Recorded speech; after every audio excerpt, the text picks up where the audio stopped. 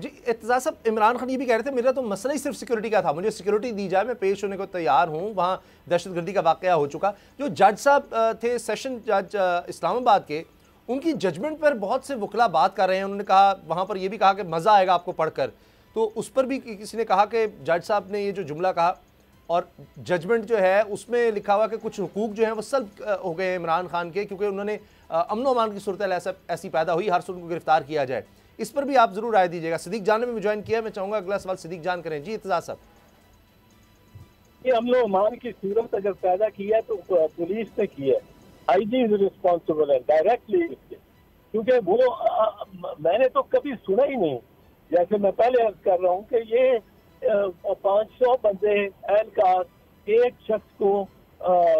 गिरफ्तारी करने चले हो, तो चलिए, और रेजिडेंशियल इलाका है, मैं तो एक जबल को सू कर सकता हूँ इस पुलिस को कि क्यों मेरे घर के गाड़ी में खड़ी गाड़ी के भी शीशे टूटे हैं, जो इन्होंने किया है टीयर गैस फेंक की है, वो हमारे घरों पे क्यों आई है, हमने उसके क्या किया था। बाकी दीगर जो जमान पार के रिहायशी हैं वो अमन लोग हैं, उन पे पुलिस ने किस तरह इस बेदर्दी से किया है टीयर गैस, और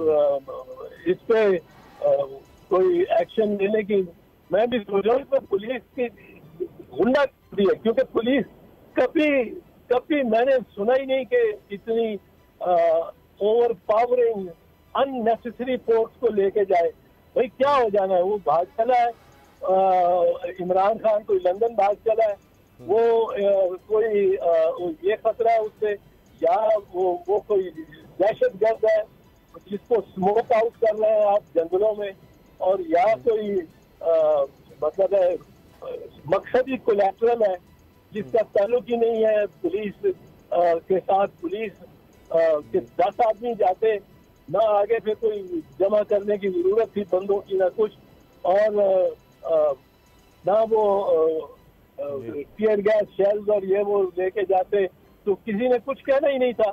कोई कुछ नहीं कहता पुलिस वालों को, अगर पुलिस वाले पुरअमन इंटेंशन से जाए। लेकिन अगर वो बख्तर बंद, सुप्रीम कोर्ट के मंसूर अली शाह साहब जस्टिस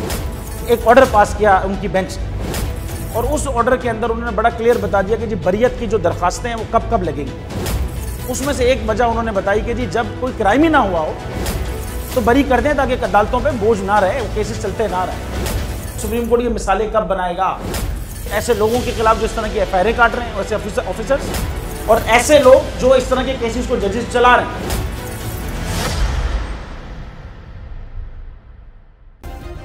सब्सक्राइब करें और बेल दबाएं ताकि कोई खबर रह न जाए।